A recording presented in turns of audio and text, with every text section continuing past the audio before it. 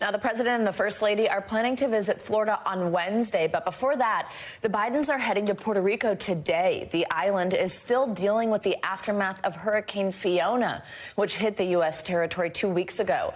So far, there are 25 confirmed deaths related to that storm. And while the focus may be on the impact Ian has had on Florida, the head of FEMA insists that Puerto Rico will not be forgotten.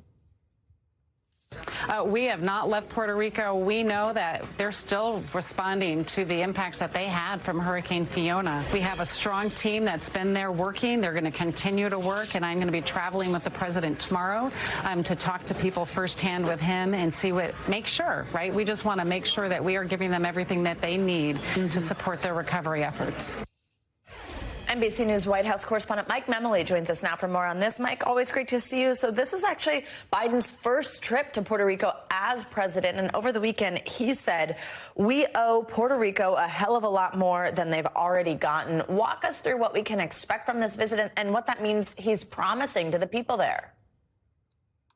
Yeah, good to be with you, Savannah. The recurring theme that we're going to be hearing from the president throughout this week with his trip to Puerto Rico today and to Florida on Wednesday is that the federal government is prepared to do whatever it takes for as long as it takes to help these communities dealing with these devastating hurricanes. And part of that from the president is going to start with his visit to Ponce, Puerto Rico today. He's going to start with a meeting with officials there on the ground, talking about what has the federal government response been so far, what more does Puerto Rico need. He's also then going to give remarks in which we expect him to announce that the administration is giving more than $60 million in funding through the infrastructure law to shore up levees, to strengthen flood walls, to create a new flood warning system to help Puerto Rico become better prepared for these kinds of storms in the future. We also then will see the president and the first lady taking part in a service opportunity, making some of these bags with food and other essential items to help those who are still without housing.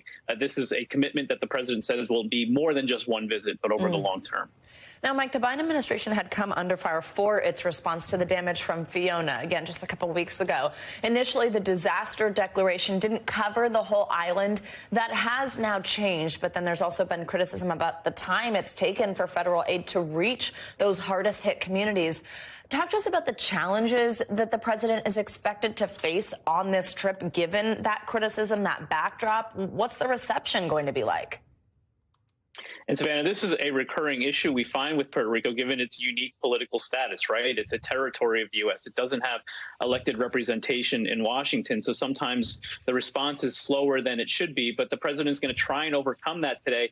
And you know what, Savannah, it's hard to see a president visit Puerto Rico and not think back to what we saw with the last president, throwing the paper towels, a scene that the White House is eager to avoid this time around. And so what the White House is saying as the president prepares to travel there today is that Biden has made Puerto Rico a priority for long term, not just on this visit, that already the $60 million he's announcing today is part of $5 billion in additional funds that have been made available to the island, and that this is a commitment that he'll see through for the long term as well. All right, lots to watch for later today, and we know you'll be on it. Mike, thank you so much. Thanks for watching our YouTube channel. Follow today's top stories and breaking news by downloading the NBC News app.